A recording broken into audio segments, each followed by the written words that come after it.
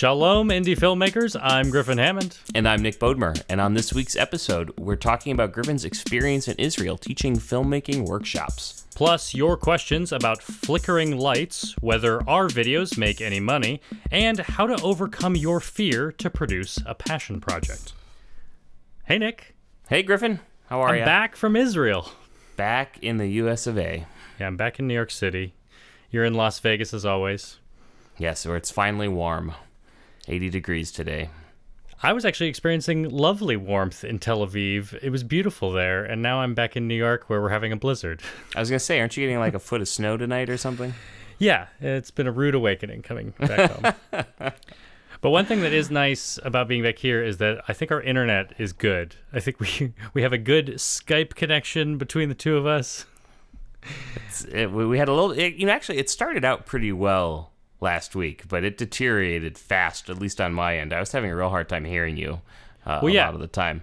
We couldn't even try to record when I was in Bahrain, because not that the internet there is bad, but just like my hotel internet was very bad. And then my hotel internet in Tel Aviv was okay. It was like good enough to handle our call, but then it just fell apart at the end. We couldn't even like finish the show. It gave us some funny outtakes, though. Yeah. I think those are enjoyable. And part of the fun of that was that I had to receive your video file and your audio file, as we always do for the podcast, over that bad internet in Tel Aviv. So tell us about the software we use to make that happen. Yeah, we use something called BitTorrent Sync. It's been renamed. It's by, is it Resilio? Is that what it was? Yeah, Resilio. Resilio. RESILIO Sync, which uses the BitTorrent protocol on the back end. I've used it before to share large video files when I have someone shooting a project for me and I need to get that video to me. And it makes sense for large files because, like, especially on bad internet, the fear is that I'm going to start downloading your 6 gigabyte video file, get 3/4 of the way through, and it fails. Right, and then you have to start all over. So you need something that can resume kind of where it's left off, and that's what this gives you. And it's free, which is good. They've got like a pro tier if you've got other needs, or to treat it more like a Dropbox type thing. But for just one person to another, it's free, and I think it worked pretty well. I mean, we were getting like between half a megabit and a megabit a second, I think, which is really slow, but it was going all the way around the world, and you were at a hotel, so. Right. Well, yeah, I think my best internet speed I was getting in that hotel was like 15 megabits up and down. But then, you got to remember, that's like a lot of sites you can like pull from different servers from around the world. With this, it was like I can only pull from one place, your computer in Las Vegas. So and my internet's pretty fast. I've got 300 down, 30 up, but I'm sure the connection between us all the way around was just not that quick. Yeah, there could only be like one route, maybe. I don't know how the internet works. Yeah. I was just in New York visiting your apartment. I remember your home internet being pretty slow by my standards. Is that not true? It's slower than yours. Mine's like 30. I think maybe mine is 30 down. I don't even know if I get 30 up. Maybe I get 10 up here at the apartment. Too slow. I know, it was. So one of the things I had to do in Tel Aviv was at one point I stacked some chairs in my hotel room just to get like the best Wi-Fi connection. I found like in the doorway. So you were doing the thing where you walk around the whole room with holding the laptop, finding the spot of fast internet? Yeah, and then when I figured it out where it was and it was high, I had to like stack 3 chairs to get there. And I just left it. That's funny. That was like so I could like leave the hotel room or like go to sleep and have it like successfully upload or download. But at one point, just to get your files, I had to go down to the lobby of the hotel, and I think I just sat down there for like an hour, and the internet was better down there. So I successfully got your files. I think it might have been 3 a.m. when I finally, like the night before. That's what I was worried about. I felt bad about that. But the great thing was with the time change, Israel is 7 hours ahead of New York. I really didn't have to have the episode done until like 1 p.m. the next day to like publish it first thing in the morning here. You got to let me help edit. He won't let me do it, audience. Yeah. He won't let me do it. He's got a little control problem. We're working on it, though. Yeah, I mean, you even said it at the beginning of this podcast. I just needed to like let you do it at the beginning, and then we'd both have all the files, and it would work. But now I've like locked myself in because I have all the files, and I haven't like shared any of them with you. Right. That and you're a perfectionist, and I am not. Yeah. You would go crazy if I edited an episode. There'd be so many problems. No one else would notice, but you would go nuts.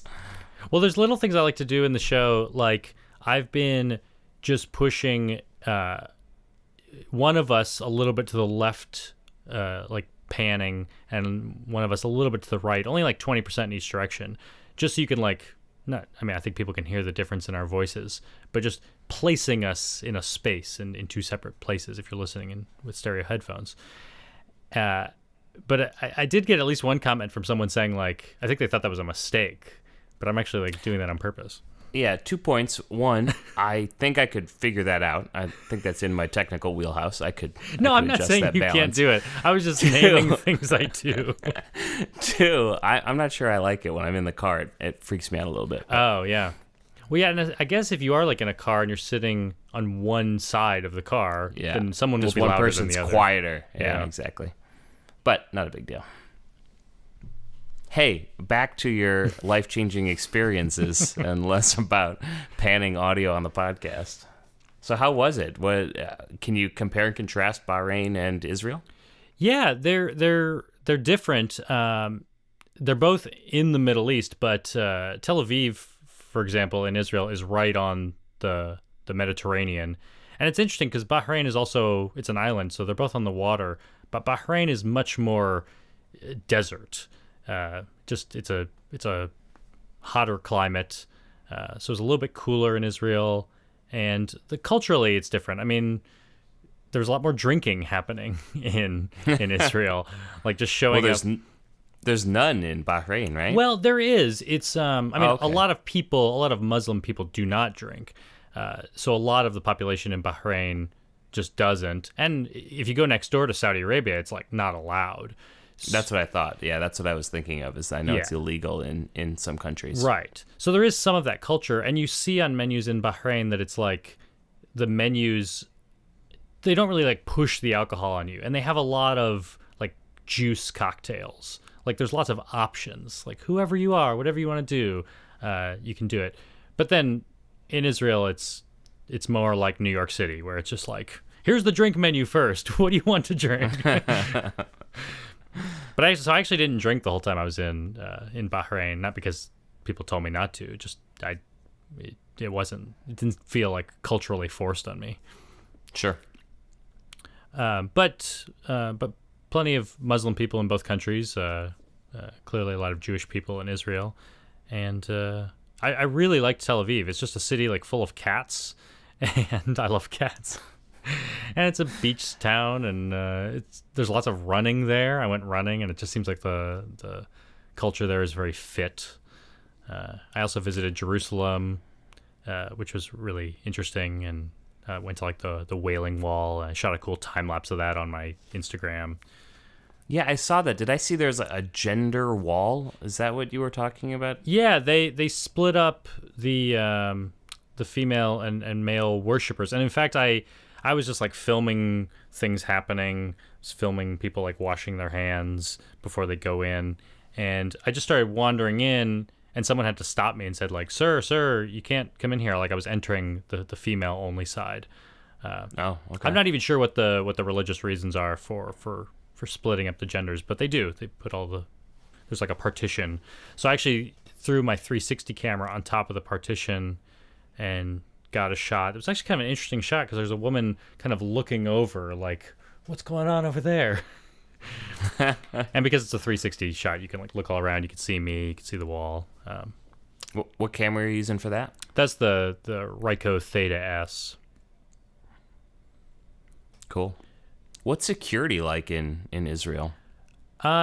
It can be pretty intense. I mean, there was security just going into the Western Wall in Jerusalem, so they had to check all my stuff. And then there's like even going to the airport, you almost go through like a border security check just into the airport, like driving into the airport. Then there's a security guard outside the airport, and they just ask you a bunch of questions, or at least they ask me some questions.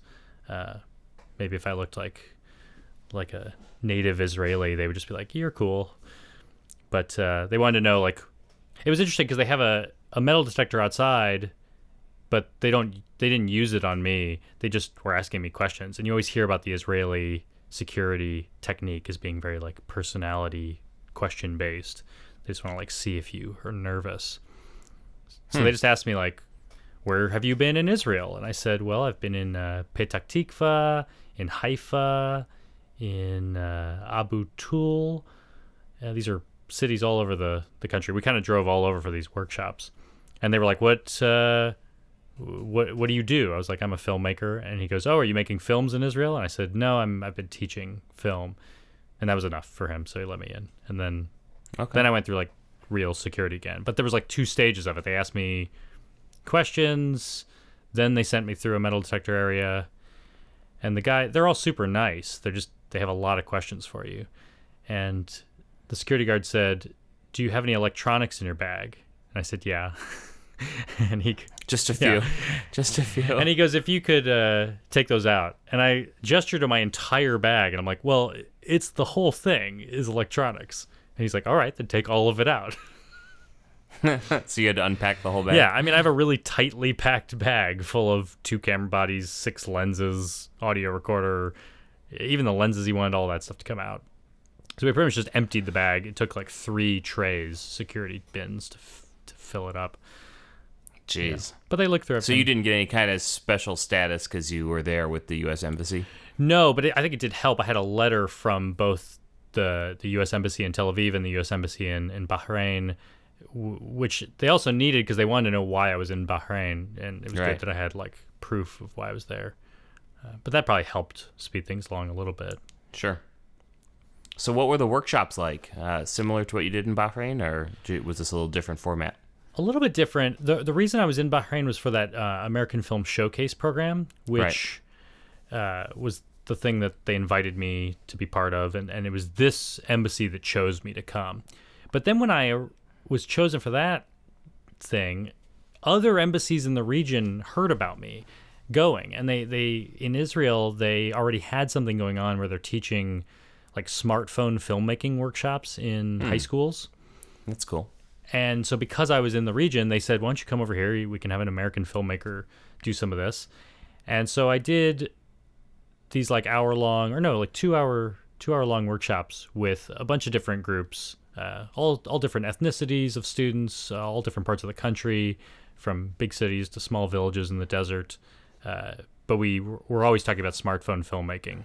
And mostly high school age? Yeah, they were all like 15 years old mostly. Pretty much the same smartphones we see over here, iPhones and Android phones. And actually, a lot of people are using, I think, like Samsung Galaxies over there. Okay. So a lot of Android phones, but it didn't really matter. My workshop just focused on, like, how do you make this look professional? And really, I mean, I guess it's the same thing you would teach. I mean, it really was just a filmmaking workshop, but there was a little bit of focus on smartphone, kind of just at the beginning saying, like, if you do all of these things that we talk about, these principles, your smartphone will look great, and it'll look, you can tell any story you want with it. But the principles really were just use good light, stabilize the shot if you can, figure out a way to, like, even if you just have to, tape your phone to something or use rubber bands. I've done that. Like, find a way to stabilize it, be creative. If you compose your shots appropriately, if you find good audio, and if you tell a great story, like those 5 things can make any camera look great. It's good advice. Yeah. So it was fun. Like I'd get people, especially in some of the smaller classes. Like I had one class that was only like 5 students, and that was a great class because we all got up and we were all playing with the gear. I brought my Westcott Flex light, this little lightweight light. Not that these students would have it, but just to like demonstrate great lighting. So I would show them the difference. You can actually, I didn't know this until this trip, you can actually plug in your iPhone to a Mac and with the cable, with the USB cable, and you can open up QuickTime and just go to new movie recording and set like the phone as the source. Oh, so you get like a live view of the video? Yeah, so you just get a live view of whatever's on your phone. So you could do this for like app, recording what's in an app. Oh, really? Yeah. I didn't know that. So you get like, you're seeing the springboard and all the app icons and whatever. Yeah, it's really just like a screen capture for your phone. Oh, that's cool. So I would just plug in the phone. It would limit me a little bit because I had to be close to the computer. but I could mount it, we could light it, we could show everyone like what a shot difference, how great a shot looks when it's lit versus not. And then, of course, I would show them, you don't need a light. Let's just go over to the window, raise the blinds, and look how amazing this light looks. Like, just always take people to the light if you can. Yep. And then we even did a lot of, like, we did some test interviews and things, and some students would ask, like, well, how do we get good audio if we're doing an interview?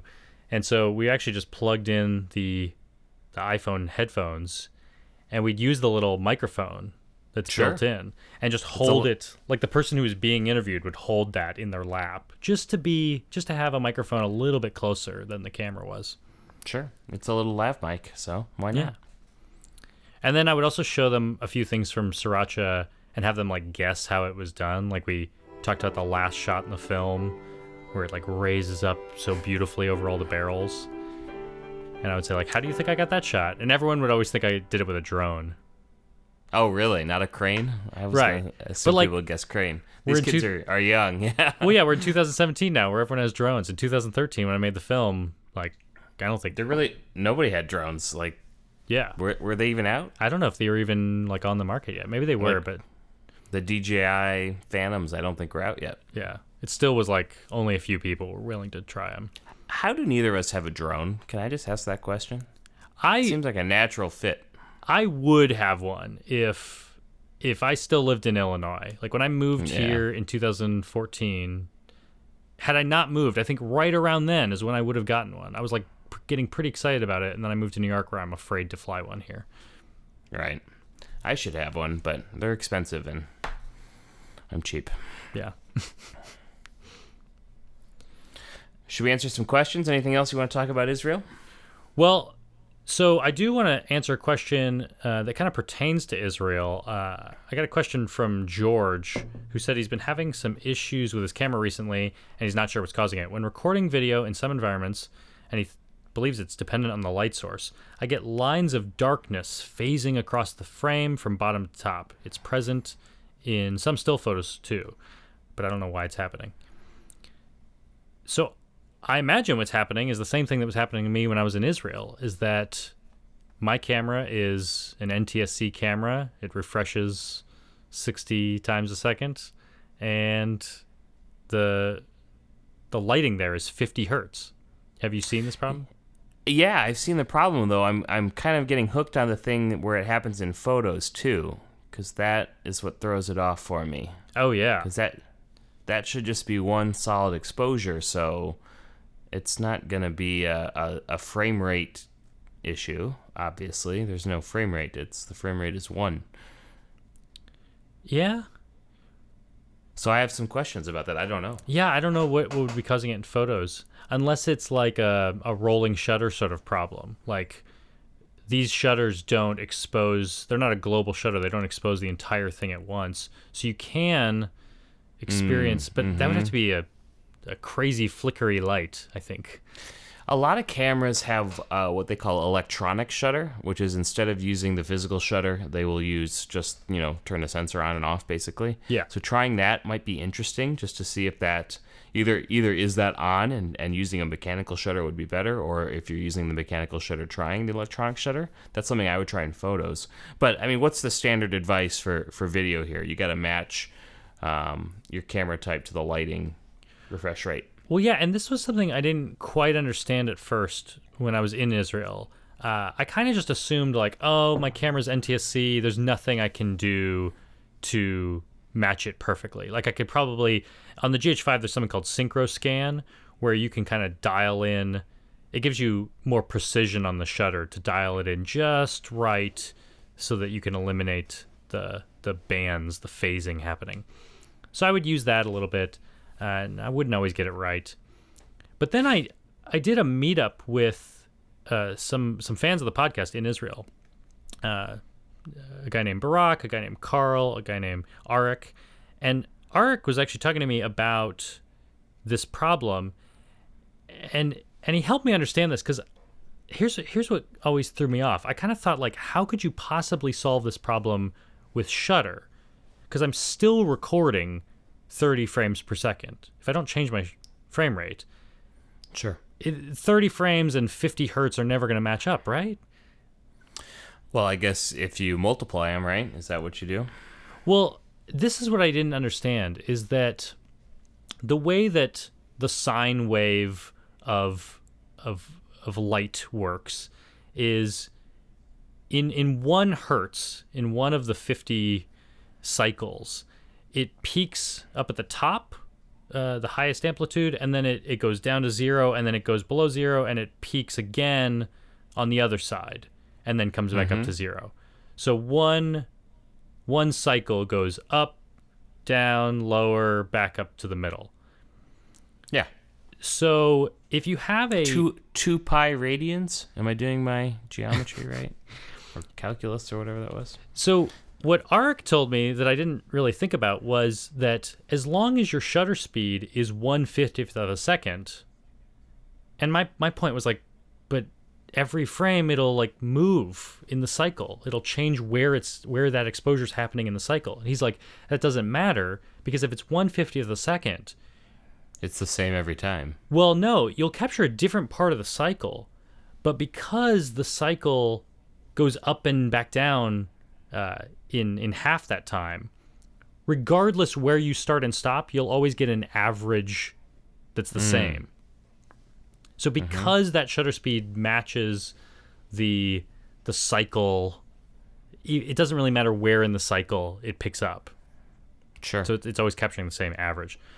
I had to even kind of like look at it myself on like, I had to like look at the sine wave to really like understand the physics here. But now I get it, that it doesn't matter what your frame rate is, as long as that shutter speed is 1/50th, it'll work with the 50 hertz lighting. Very cool. So you were able to shoot just fine with the 1/50th shutter speed. Yeah, if I just dropped it to 1/50th instead of 1/60th like I would normally shoot. So like not going to be a huge difference in motion blur by doing that. But now I've eliminated my flicker. And one would assume if you needed a higher shutter speed, you just do multiples of that. So like a 1/100th shutter would work just as well. I don't know about that. Oh, because, I was thinking the same thing. No, you're right, because you would catch different parts of that waveform, right? That might not necessarily... Yeah, that's interesting.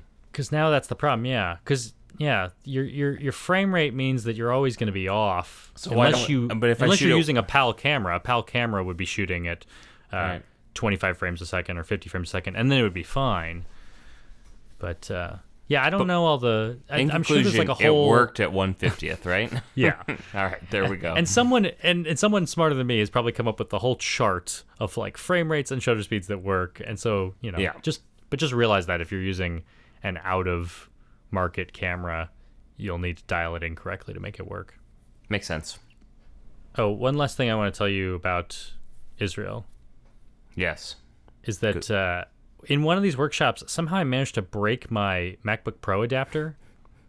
Oh, no. The power adapter? Yeah. And, I mean, I broke the like, adapter side, not like the plug side. Like, you can unplug the part that goes to the wall. So like my American plug is still intact. So I bought a new like European one, which is kind of cool because now I have like the Euro plug version. But I can also put my American plug back on it. But I just walked into like they don't have like the Apple store in Tel Aviv, but they have this store called iDigital. And I walked in, got my MagSafe 2 adapter, 85 watts that I needed for my MacBook Pro. And I knew these things are kind of expensive, so I paid. It was like, whatever, and I left. I didn't realize how expensive it was there because it's in shekels, and I'm always having to do the conversion in my head. Shekels are about 4 times smaller than $1. So, actually, it's 3.7. So, this was like... It was like 500-something shekels. Yeah. And I just didn't think about it. Sounds about right. They're over $100, I think, or around $100 in that's the thing. US, I right? think it was like $150, but I didn't realize that because I knew in the US like it's going to be like $80. I think. Is that what it is? I think so. I think I've bought them before. I wasn't expecting it to be twice as much as usual though. That is unfortunate. I didn't even bat an eye at it because I just thought like I think I know how much this costs. In just a moment, we're answering questions about video monetization, lighting in a run-and-gun documentary, and how to overcome your fear to produce a passion project. Hey, Indie Filmmakers is sponsored by, I don't know, like Sriracha Movie or... Griffin, you didn't get us a sponsor again? I don't know. We're sponsored by Griffin Hammond's Creative Live documentary class. Boom. We're sponsored by griffinhammond.com. Go to griffinhammond.com today for all your video needs. Boom. Nice. Yeah, I don't know. We don't have a sponsor yet. I guess, do we even need a sponsor? We really don't. It's not like we make a ton of money from a sponsor. I just kind of like having a break in the middle of the show. Seriously, I can drink my water without doing it in the microphone and getting yelled at. So let's get to our questions. And our first question is actually about how we make money on this thing. This is a YouTube comment from Solomon123. And he was saying that we have all these different platforms where you can listen to the podcast or watch it on YouTube. So he's wondering, what's the best way for us? Is there a way that we make the most money? Because he wants to help us. Well, we want to get that 1/1,000,000th of a penny per view on YouTube. Well, yeah, that's what he suggested. Like, I think because I responded, I said, like, I don't really care. Just watch it however it's convenient. And he said, exactly. Well, should I at least watch it on YouTube where you make 1/1,000,000th of a penny? We should do better than that. I'm not getting my half of my 1/1,000,000th of a penny from you on those YouTube views. I think that's all going to Griffin Hammond's pockets. Yeah, I haven't yet paid you anything from this podcast. Well, I think your costs maybe have outstripped the income of the podcast. Yeah, how's that microphone in front of you doing? It's doing pretty good. It's beautiful. I bought that for you. I want to touch it, but that would ruin the audio, so I won't. So we do make I think we make half a penny per view roughly on YouTube. So I suppose by watching it on YouTube, you're helping. But just listen however you want. I mean, we're so thrilled people listen. It's not even funny. Yeah, it's really not about anything other than that. The podcast is not to make money. It's really just to make more content. Because I find that the more I interact with you all, the more rewarding my life becomes. That it's helpful to share what I've learned, and things come from that. It's beautiful. I just like reading the comments on YouTube, of all places. I enjoy that a lot. So we also got an email from Dennis who wanted to know about my documentary Hand Cut, the short one about ice. He's wondering what light did I use, and he knows that I have that DIY light that I built during Indie Mogul days that I still have. It's right up there above me. I'm not using it right now, but I have it in the room. But he's wondering what I used. So what did you use? I actually used a light called the Ice Light, which is funny on an ice documentary.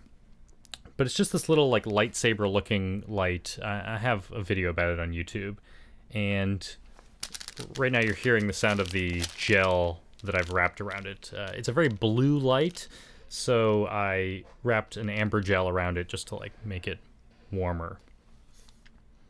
And it's battery powered. It's pretty small. I could just mount it with one of my Pedco Ultra clamps. Of course. So I wasn't bringing a whole light stand into these bars. In fact, I would prefer to just not even shoot with a light, not have to carry all that stuff in. But in a dark bar, I definitely needed it, and definitely during the interviews. So I would just mount this near the person, and I'd leave it up for the interview, and then I'd leave it up while I shot some B-roll of a bartender doing the chipping away at the ice that they do behind the bar, and it seemed to look pretty good. And where would you place it? So you used your clamp, but you weren't clipping it just to your tripod, I'm guessing. You were getting it off to the side? Right, yeah. I don't like light to be right above the tripod, because then you get that very, Blair Witch look. Shadow, yeah. Yeah. You get that, bad local news look that's just, on-camera light that I don't like. So you put it off to the side somewhere, get some nice shadow. I would just... I'd find a shelf in the bar and just mount this thing on a clamp. I think we should have a chime every time you say Pedco Ultra Clamp in this podcast. That may be our sponsor for next week. They won't be an official sponsor, but I'll probably just start saying it. Did you see that I used the Pedco Ultra Clamp to open a bottle in Israel? I did. Was that Instagram or Snapchat or something? I think both, probably. Whatever the kids use these days. I think I was just like going through my camera bag, realizing I had this bottle of soda, and I could not open it. And I was like looking through my bag, trying to figure out like what piece of technology do I have that can do this. And the Ultra Clamp, it could get tight enough that I could shape it into a bottle opener and get it tight enough that it's not going to budge while I torque on the bottle cap. How sad would you be if you broke your Ultra Clamp trying to open a bottle? That'd be a pretty dumb way to break it. Oh, that's funny. All right, we got another YouTube comment here from Bill. Would you say Rusu? I think Rusu. Bill Rusu. He tells me that if I picked up a few Philips Hue lights, I could set them to daylight for the podcast and then switch them back to a warmer temperature for regular office use. And they are dimmable. I have looked at these. I've played a little bit with some home automation bulbs. I got a Amazon Echo, and I got some smart dimmers so I can control some lights. Some Philips Hue lights would be perfect for the light fixture I have above me, or I've got a couple light fixtures in the room. Can they do like that full gamut of daylight to I mean, I don't know what the color temperature is, but they have color temperature bulbs. So they have ones that do RGB, so you can do colors, but then they have like just white bulbs that are daylight or temperature adjustable. Yeah, I'm not sure what the range is. Well, yeah, could you set it up with your Amazon Echo to be like, Alexa, prepare the studio for podcasting? Absolutely. Have a siren play and red lights strobe for a minute. Bill's comment is all because last week we were talking about how I was using the Westcott Flex light and doing it like daylight colored. Today I'm actually using I've dialed it into yellow to match the other incandescent lights in my room. But you were talking about how you were using very yellow lights and and an iPhone. Yeah, you're a little more high tech than me, but we're okay with that. Well, because last week I was trying to match the color temperature of my light to the color temperature of the sun coming through the window. Today I'm not dealing with that. Right, because it's in the middle of the night for you. Right. Sorry about that. So we have a tweet from Zoikno, who we've gotten questions from before. He says he uses the H4n to record the DJ when he records weddings, and he's always getting feedback static and wondering how we get around the issue. Well, I would wonder how he is recording. My guess is a direct line out of the DJ board. What do you think? What do you think his setup here is? Yeah, I don't know. I always bring, sometimes you get XLR out from a DJ booth. Sometimes it's 1/4 inch or RCA. I just bring all those cables and adapters. But yeah, I do find that sometimes DJs, I don't know if they just have bad boards or they're giving you like their worst output, but sometimes you're not getting the best output out of their board. Yeah, and so here's something I do totally differently. I never hook into any boards. I don't hook into a board at a church. I don't hook into a DJ board. It's too much of a risk. You can't monitor it properly. If they screwed up halfway through, you're not going to know. They can flip a switch or a dial, and all of a sudden you're getting clipping audio, things like that. So I put my H4n right in front of one of the speakers. I dial the gain way down to like 5 or 3 because they're going to be just super loud. But the audio comes out great. That H4n, the built-in mics do a great job. They can handle that really high sound level. And that's what I've done for every wedding, and it's always sounded really good. It's how I get my speech audio. It's how I get the dancing music audio, things like that. So that's my thought. The audio you're getting is the exact same audio that everyone's hearing. So if it sounds bad in the room, it's sounding bad, but that's just how it was. And that's worked very well for me. It's funny because when I would cover politics at Bloomberg, I would go to all these, standard like news event has the lectern up at front where the person's talking. They have the risers in the back where all the press sets up. And they always have something called a mult box, which is where everyone can plug in their XLR recorders or right to their camera. So it's just a box with like 20 XLR outputs, and sometimes they need more than one of these because there's so many press there. But I always would plug into that thing thinking like, of course I need like the perfect audio, and I still like to do it that way. But I would always be around the guys from the show The Circus. My bosses on my show also had this show called The Circus that was on Showtime, and they'd have a couple camera crews. They'd have an audio guy with a big boom mic going around recording everything. And I would always watch the way that they would always record audio is the audio guy would just point his boom mic at the nearest speaker. Yeah, again, when you get that mic super close, it sounds way better than you think it would. So yeah, to your point, yeah, you know what you're getting because you can hear it. I'm not always able to monitor my audio recorder that's plugged in 50 feet away from me at the mult box. Yep. And you do have to watch levels, right? Because the level you set for like speeches, then when the DJ goes crazy and really starts blasting the music at a wedding, you usually have to adjust it. But other than that, you're good to go. You just don't want to clip. Yeah. So here's a tweet from Filippo Tasso, who said, "What are the 3 most important things to ask during pre-interviews for a documentary?" Well, I always say, first one's easy. Just tell me your name and spell it.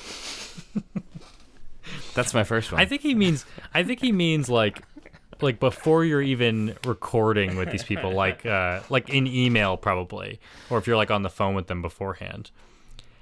And I realize I don't even have a great answer to this question because I often just jump right into my interviews. I usually just like set up the interview and just go do it. I'm not too concerned about.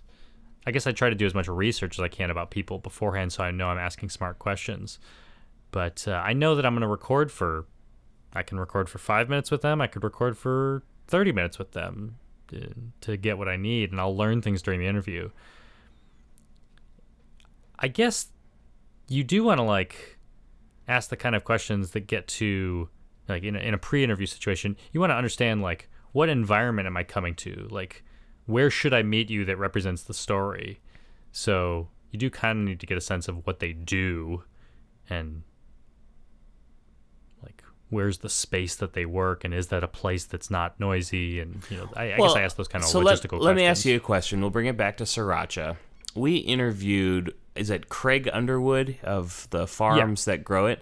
You must have done some pre-work before deciding someone like that was going to be a valuable interview. I mean, how did you suss out that he was someone you definitely wanted to have interviewed for the documentary? I guess I must have been. I suppose you're right. These are the pre-interviews kind of. Once I got David Tran to agree to do an interview, I must have been asking him or his associates at Hey.film Foods a few details about like where do you get your peppers and stuff, and I think they probably told me, oh, you need to go talk to Craig Underwood. So yeah, and that was part of like me reaching out to Randy Clemens at the beginning of the documentary. This was like the first guy that I started talking to who's in the film, the author of the Sriracha Cookbook. He knew the whole world of Sriracha. So a lot of my questions to him were just, who do I need to talk to? And why do I need to talk to them? So that sort of thing. Sure. But that sounds good. I guess from the beginning, I was comfortable knowing that like each interview I'm going to learn something that's going to lead to more interviews. And I don't get too hung up on like figuring it all out in advance. All right, we've got another question. This came in email from Andrew. He's asking about slow motion. He says he likes the effect where the video appears to be playing at normal speed and then a section of it slows down and is in slow motion, and then I assume he means then it speeds back up. And he can't figure out how to pull this off while maintaining 24 or 30 frames per second. So I think what he's talking about is called a speed ramp. Yep, exactly. That's exactly what I was going to say. So and he's wondering if you can do it like artificially. Like you could shoot at your native frame rate, like 24 or 30, and then there are, you can slow things down. In Final Cut, there's something called optical flow, which can like fake those frames. There's also that plugin called Twixtor, which I think always claims that it can fake like 1,000 frames per second. I don't know if I believe that it can pull that off successfully. I don't know. I'm sure there's great results on the internet. But ideally, you'd be recording in the highest frame rate your camera can, whether that's 60 or 180 or something. Yeah, I think anytime you're going to be, you have an effect like that you want to do, you just shoot the whole thing in your higher frame rate if possible, and that gives you the flexibility and the editing to take it wherever you want it to go. Yeah, and you can always drop out frames. You'll lose a little bit of motion blur, but you can always add in motion blur if you really wanted to. You can fake motion blur. there's a plugin that I like called Real Smart Motion Blur, like RSMB. I think I used it a little bit in Sriracha. We even used it on our credits because the scrolling credits, they were like rendered out perfectly out of After Effects with no blur. Like, why would they have blur? They're graphics. But because they're moving, they need to have a little bit of blur. So we actually used Real Smart Motion Blur to add that back in. And sometimes I've done that with time lapses. So how do you do the actual speed ramping? Not just taking one section and making it slower, but that smooth transition from normal speed to slow motion. Well, Final Cut does have a built-in speed ramp like option in the retiming menu. I don't love it because it doesn't seem like the smartest thing. It's not like doing a perfect ramp. It just kind of goes like, this section's 10% speed, this section's 20% speed, this section's 50% speed. Sure. Which is probably good enough. Like, you're not really gonna see, you're not gonna notice the difference if it's that smooth or not. But there must be plugins out there that can do an even better job. Yep. So our final question today is an email from Dan, who is talking about how he's wanted to do this passion project. He has this idea of this thing he really wants to do for himself. He works in a retirement home, and he's been thinking he could interview some of the people in the home, especially because he knows that, one day their families may really cherish these kinds of videos if he did some interviews with people, especially like the grandkids now that may not even know their grandparents that well if they're young enough. Sure. But his big fear is that this will just be a boring project, that it'll just be talking heads, no one will like it, he might put a bunch of work into it, and it's just not going to be the caliber that he wants it to be. So that's kind of keeping him from starting. And I guess he's just wondering, like, what should he do to like push himself over the edge? Well, sometimes you just got to do it, right? I think he's picked a good subject, right? You've got an audience that's going to love basically anything you do, right? I mean, shooting this kind of thing for a family, I think is very smart, and they're going to be really receptive to it. So I don't think that's something you have to worry about. Now, well, and that's a big important thing. It's something that we've learned through weddings, that the audience, like some audiences are very forgiving, and I think a family audience, they will like it more than you think. Like, I learned with weddings, I would cut things out because I wanted to like keep it fast and keep it moving, and then people would say like, wait, why'd you like cut out all that great stuff? I want to see that. Like, they're gonna have a natural want to see it. It actually reminds me of like looking through home video footage recently, and I found this clip of like my dad. My dad died like 11 years ago, and I found this clip of him just talking about our dog dying. This was like on a road trip, and I don't even see him in the shot. It's just like me in a car like filming. Like, we were actually driving past Las Vegas, and I was just filming the strip. But it's an extended clip because I'm like, I guess, waiting for like something great to happen in front of the camera. So it's just like a minute of him talking. Every time I pet him, on his ears, how he likes to put his paw on you? He would do that. And then every time I'd say sweet things to him, his tail would thump. And I just realized how little of this kind of stuff I have. When I was in high school shooting video, I was never like shooting my family. Like, why would I do that? I should have been. But there's a scarcity of this kind of footage, and I really cherish it now. So I think you just have to recognize that anything you get, any 2-minute clip of someone telling a story is going to be cherished. And you don't need to worry too much about getting it perfect. Well, yeah, I mean, I kind of resonated on this one line. He's worried he can't deliver to the caliber that he expects, which I think is me on every project I've ever shot. And often I'm not happy at the end. I think we wouldn't be doing what we were doing if we couldn't pick out all those little things that we see wrong and wish we could do better next time. And that's how you improve. But you can't let that stop you from going through that process and knowing that other people are not going to be nearly as picky as you are when you're looking at the stuff you've done. Yeah, that's absolutely right. just shoot one of these interviews, and then you'll shoot another one after it, and it'll be even better, and then you shoot another one after it, and it'll be even better. Just keep doing it. Yep, I agree. What might be helpful in a situation like this is shooting one and editing it and delivering it and kind of going through that whole process, because you're going to learn something every time you do it. Whereas if you try and shoot a bunch of them all at once, then you might, the first time you watch it or edit it, say, oh gosh, I wish I'd done this differently, and you'll know that for the next time. And if he's worried about like being too ambitious, I think having a finish line that's like making these one at a time, maybe not making one giant documentary with all of these stories, but create each story as a separate piece that you can finish. And then you can bite off as many of them as you can. Yeah, absolutely. Well, that's it for this week. I appreciate everyone listening to us. Thanks, everybody. We love it. Yeah. We'll see you next time. Bye-bye.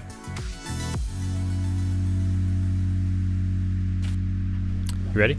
I'm ready. Okay. Double check that I'm in focus. Can't really tell, actually.